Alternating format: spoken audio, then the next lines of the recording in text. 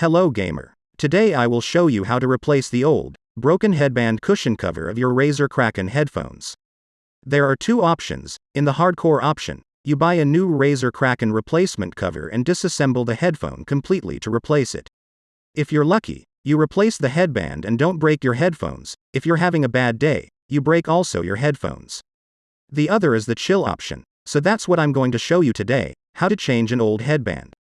Before that, you need to buy a universal replacement headband protector with zipper. The link is in the video description.